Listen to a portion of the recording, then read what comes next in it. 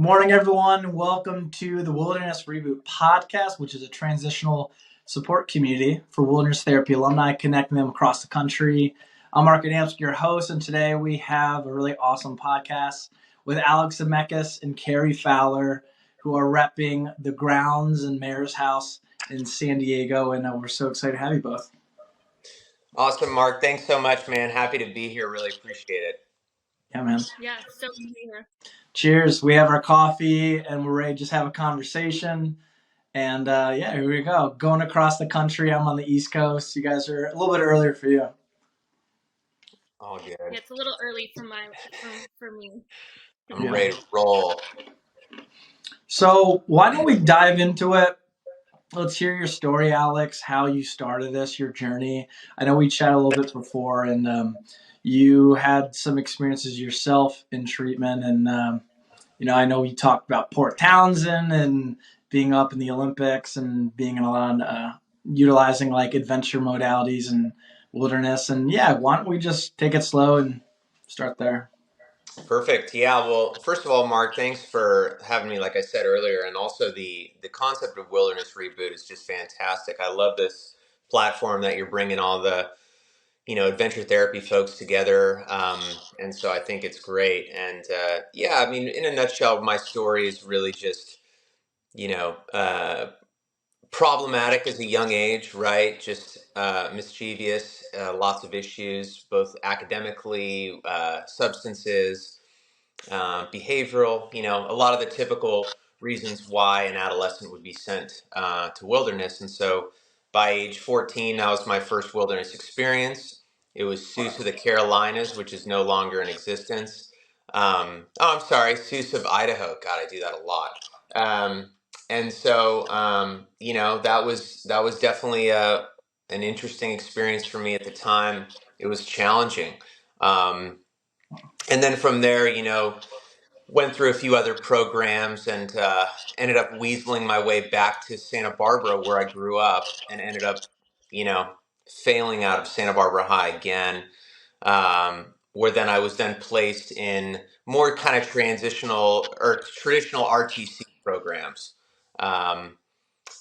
Hazelden, Grey Wolf Ranch, which is the program out in the Port Townsend area, where I did a lot of adventure therapy. So, I look at it as all very positive in hindsight, and it planted a tremendous seed for me as far as, what my life experience is now and where it's led not just my recovery, but my career. And so, when I was finishing up my undergraduate, I knew I wanted to help guys out and pursue this field because I knew it so well from firsthand experience. Right. And yeah, man, it's crazy. 10 years later, I've had, the grounds for 10 years and now Mare's house for 2. So it's incredible how fast time is going by. But yeah. And when you were coming out of that experience, did the growth happen in the moment or did it come a little bit later? Because I think it doesn't always land right away for folks leaving right out of wilderness. Just curious. yeah, great question. I mean, and this is what I articulate to parents all the time. It's definitely, it took a few more bumps in the road post my wilderness and treatment experiences for me to really kind of get my recovery, get on track. But I look at those experiences, incredible, seeds planted, right? I mean, it was as I was really, coming to the end with my substance abuse. It was like I had those wilderness and those, transitional living program primary therapist voices ringing in my head, and just recounting life experience of how unquote traditional it was compared to my peers. Right. I mean, all that stuff was very cumulative to me, getting sober and getting my life back on track. So yes, it's all part of the story for sure. Yeah. So when did we start and when did you found the grounds, and how did it all start? Yeah. Tell us about the story. Yeah, so basically I wrapped up undergraduate. I had about a year and a half of sobriety at the time, and I took a job out at AIM House in Boulder, Colorado. and it was a tremendous experience for me. I owe a ton of gratitude to Danny Conroy, founder of AIM House, and it was an amazing experience. I was a line staff tech, um, working with the men there and just understanding where they were at from my own experience. And um, I learned a lot about the business side of things, just absorbing all of that too. Team meetings, clinical meetings, everything, right? And so Yeah. after about a year and a half of that, I really just missed living by the ocean. And so, I grew up on the coast, and I just needed to get back to that. And I loved Boulder, though, and I consider kind of, that part of Colorado my second home. Yeah. But Just the Santa Barbara waves. yeah, exactly. So I actually moved back to San Diego because, I had such a strong recovery community here in La Jolla, San Diego area when I got sober, and so I wanted to return back to it. And I started doing some coaching and some mentoring for clients that had graduated the AIM House program. And in the meantime, I was kind of coming up with my own idea as far as like what I wanted to do with my own program. And I was originally going to do sort of like a coaching type business, but I found that I needed something tangible, to set my cup of coffee on, somewhere to show up to and like see. Right.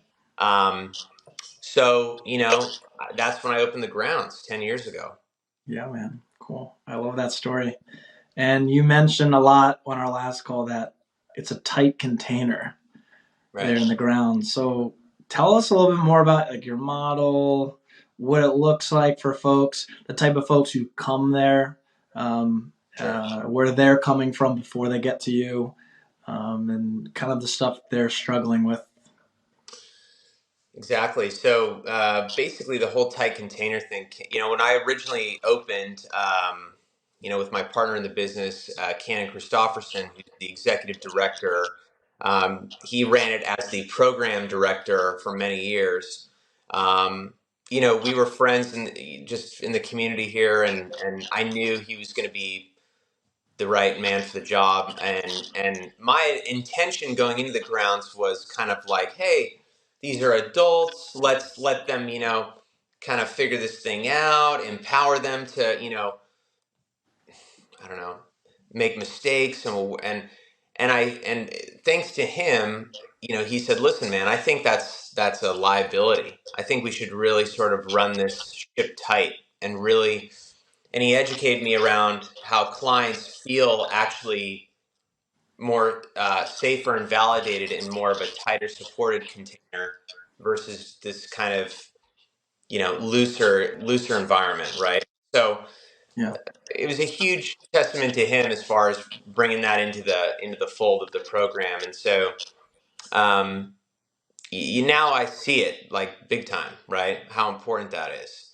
And especially with mental health acuity now, and how impulsive things like self-harm, Yeah. suicide, just we're dealing with like a different level of issues now, I think, with young adults and adolescents, right? Totally. So a tight supportive container doesn't mean like restricted, no freedom, like shackled Sure. down. I think that's a big misconception, and we really make that clear to families and clients on the front end.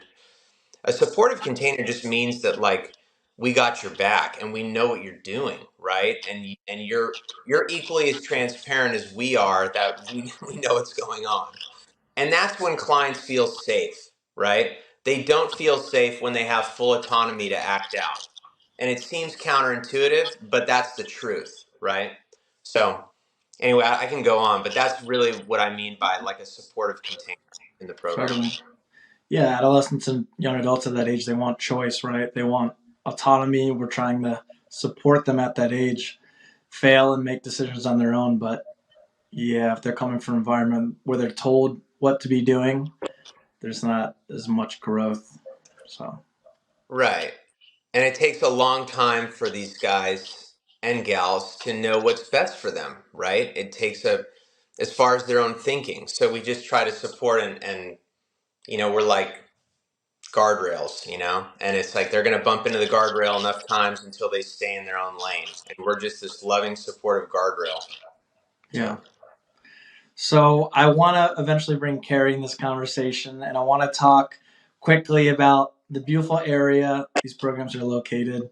And the first thing that is on my mind, I'm sure a lot of people's mind, is like surfing. So how does the surfing play a role in the program and the area you're living in, and some of the activities or other things you guys do? Um, and yeah, what are a lot of the folks that are going to school part time or working part time or yeah. Is that me? Yeah. So yeah, Mark, thanks again for having us on here. It really means a lot. Yeah, so we're located in La Jolla. The mayor's house is about a couple blocks from the beach. The boys is a little further out, but still great access to San Diego and the surf. I'm not a big surfer, but I know a lot of people in our program who work there are huge surfers, and so I think it kind of has this unique vibe. This like California surf. We have such great access to the most beautiful beaches in California. And so yeah, the clients are they have access to surfboards and wetsuits, and they're once a week they have surf therapy, and then outside of that you'll see them going down to the beach surfing on their free time. So it really builds off that wilderness experience and getting them back out into nature, maybe in a different light than they had been if they were in Utah or Colorado or Oregon. It still brings you back to that like fundamental outdoor environment. I think we do a great hybrid of like having that clinical and also having, some experiential outdoor therapeutic, Wow. style. So I think Right. it really brings both beautifully on the back end. Yeah. And so my question also is, how do the majority of your folks come to your programs, are they coming from wilderness? And if not, like the ones who aren't, do you see a difference with folks who are coming from wilderness or in their processing or their journey? Yeah, so we notoriously have gotten a lot of, majority of our clients from wilderness programs. So, there's a lot of great ones out there, especially for the women. And the men, it's kind of shifted where we're getting, with the mental health crisis, we're getting some, people from other facilities. But I would say that like we get the bulk from wilderness programs, which is super great. You know, I think that there for young adults that come from wilderness program, there's like this appreciation for the outdoors, and maybe someone who went to like a different primary, they didn't have that experience. I mean, it's great if they had like the hybrid, but and I think that we also do a great job of people who didn't have the wilderness experience getting some of that, because even on the weekends we're going hiking, we're getting outside, we're really encouraging these young adults to be out in nature. So it's kind of two-sided of like, yeah, we might be showing people a way, how to appreciate the outdoors, and then we also have those clients coming from wilderness that it's great to like bring it back to their wilderness roots and kind of get in touch with that again. Yeah. So, Exactly. so Carrie, I kind of skipped over your little intro here, and I think we gotta definitely stop for a second and talk about you, because Carrie Fowler does business development and outreach for both the grounds and Mare's house. And why don't you just share a little bit about your story, and then what's a little bit more unique about the Mare's house working with girls, and yeah, what that's all about. Yeah, so I have a specialty in young adult females. I came from an all females program. I went through an all females program, worked at an all females program for 5 years. That's how I started my career. Um, Now I'm an interventionist, and I specialize in young adult females, and same with coaching as well. So I met Alex and Scott, and it just seemed like a perfect fit of with my past experience in the young adult female, and that kind of me having a full understanding of what is needed and what it takes, and being able to convey that experience of the young adult female, which I big kudos to Alex for bringing someone in who has that experience, because I think as a male, like he's had the male experience and I have the female experience. So it's been this great like between me, Scott, and Alex, and doing outreach and like having this full understanding of both sides and what both programs need, because the female experience is very much different than the male experience, and I think especially in the level of care in which these young adults are at the grounds in Mare's house, it's important that they kind of have space and are able to build lifelong friendships with the same gender, and Oh, kind of gain like a sisterhood and a brotherhood. yeah. And even if it's like a mixed program on the front end, I think for the long term, since we are a six month program, that like really building those friendships, especially in that environment, is so key. It really helped me to like I was like, I'm a guy's girl going into treatment, and it scared me to death going to an all female program, but really it saved my life because I Wow. had mixed programs in the past, and I was focused on the males and I was focused on so many other things, but when I went to a long-term female program, I was able to kind of refocus, dive into my relationships with females, explore things that I may have struggled with in the past if males were there. So I do think that it is great that Mares in the Grounds is completely separate. There's no programming together, there's no distraction, and we let these young adult females dive into their relationships with each other and becoming a sisterhood and becoming close and having lifelong girlfriends, because I know I'm still best friends with three of the girls that I went through treatment with 10 years ago, and I hope that these females have the same experience that I did, because these girls have saved my life over the years, and I just hope that everybody has that experience, and with the males too, right? Like, they deserve that brotherhood and that connection without the distraction of females. Yeah. Yeah, we all seek community and belonging, and going off that word you use, distraction, working some Yeah. co-ed programs myself, that was like the biggest challenge because yeah, at that age it's such a distraction and it can definitely get in the way of the therapeutic process for sure.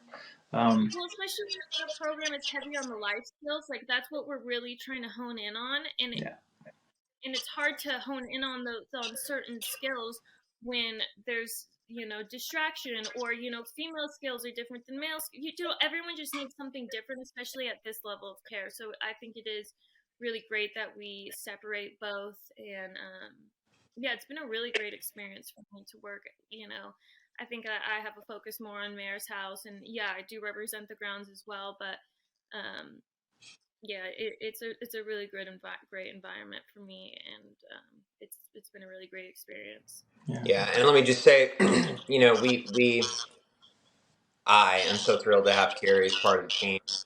I can't think of anybody more perfect that has the understanding, the soul, the experience. I mean, as far as like what we're offering and we're providing, I believe Carrie had a somewhat very similar experience, as far as what we're trying to cultivate at Mare's House.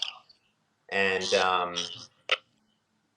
anyway, I'm grateful because she helps bring me back down to earth sometimes when I have these silly ideas. And she's like, yeah, no, that doesn't work. This is what we have to do. And I need a lot of people doing that for me, right?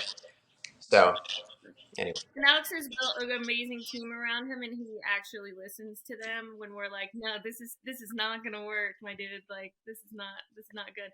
And he is always open to the feedback. So I think that that's what makes our team so great, and it reflects down into the client's experience as well, of like us working as like a brotherhood, sisterhood on the front end and like behind the scenes, and that kind of goes into like the clients feed off of that, right? Like, they know that we're working as a team. It's not just like one person calling all the shots and like this is it. It's like we do a great job of collaborating and listening to each other and taking that on, right. and I think the clients feel that. I would say that basically I put out a newsletter, I don't know, 6 months ago or so, and I basically was saying that, hey, I may be the owner founder of this whole operation, but I'm only really 5% of it, right? Because I'm alluding to what Carrie's saying. It's like we're this whole like collective ecosystem, and we're all putting in our like innate special pieces of it into this thing, right? So I mean, of course, there needs to be some level of top-down roles, structure, but everybody brings their best qualities and attributes into the whole ecosystem. So, Yeah, and that's what it's all about. I feel like my personal experience talking with y'all, I can feel the culture and kind of the continuity, and everyone's kind of on the same page and bringing their own experiences, and I love that because at the end of the day, behind the service is a person, especially in this line of work. And so I think when families are placing their children in programs, like they want to know like all the clinical models and the sophistication and all the details, but they want to know like who are the humans taking care of my kids at the end of the day. And you guys are pretty rad. And I love the vibe you got down there in Southern California and these programs. So just to kind of wrap up, I do want to make sure we kind of do touch upon kind of like your ideal student. You mentioned kind of some substance abuse as being kind of more of an indicator for folks you help best. But I could be wrong. I want you to kind of elaborate more if I didn't say that the best. yeah, no, yeah, great question, Mark. I would say that I think we've been sort of put in this camp where it's exactly where I want to be, honestly. Of we are looking for the young adult who has a history of substance, right? And it doesn't have to be significant or extreme, right? It just needs to be there in the picture. So, and the reason for that is we do a lot of recovery 12-step immersion work. So I think referents really sort of look at the profile as okay, whether the kid was using significant, opiates or the kid was just smoking weed in mom and dad's basement, that's a grounds mare's house client, right? So it's we need to have that level there, and then everything else is sort of typical to our field, right? Yeah. And as far as mental health acuity standpoint, the young adult just needs to be able to have enough stability to where they can hold down a part-time job, because the one piece that's really unique about the grounds in mare's house is we require this vocation, we require this employment, because I saw, I would say 90% of our clients that come to us from wilderness, prior to wilderness they were in um, college and they were bombing out on academic probation, or they got arrested, Mm, or college wasn't working, right? yeah. So our whole thing is, let's not force them into that so quickly. Let's ease them into that experience by providing this work program first where they're going to learn skills, esteemed acts of self-esteem, and they'll do better with school and life down the road. It takes a long time for not only just the fog to clear, but to have these relearned behaviors put into practical application. So, that's definitely something about us that we really do, is this part-time employment, real paying jobs, right? Just basic, real showing up for an employer, bike shop, surf shop, juice bar, coffee shop, grocery stores, retail store in the area, build community, learn skills. Then what do you do with your budgeting? Pay your own cell phone bill. Let's transition that from mom and dad. That's the first piece. Then work on the other finances. It so helps the unhealthy reliance of the parents on their children. With their best intentions, we're really looking at that whole dynamic now, and we're saying, okay, Yeah. he's 25 years old. He needs to pay his own cell phone bill. Let's work on that together, right? So, yeah, Do you I want to got add to cut it anything, because I'll Carrie? be going forever. Yeah, no, I love it. Well, I think we can wrap up then. Is there anything else you guys want to add, Carrie, I Alex? don't think so. I think pretty much covered it all. Yeah, no, Yeah. Mark, appreciate it. Just I love this platform you got going on once again. So Well, I'm so appreciative to have both of you, and I hope we stay in touch. Is there a good way parents or families can contact you? yeah, if you go just to mareshouse.com or thegroundsrecovery.com, you'll be directed to either Scott DeLoe, who's head of admissions, business development, or myself there. Um, or I can provide some info. But yeah, that's basically the best way to reach us. So Awesome. Well, Alex and Carrie with the grounds and Mare's house, thanks so much for coming on, and hope you enjoy that sun in Southern California. thanks, Mark. Appreciate it. See you guys.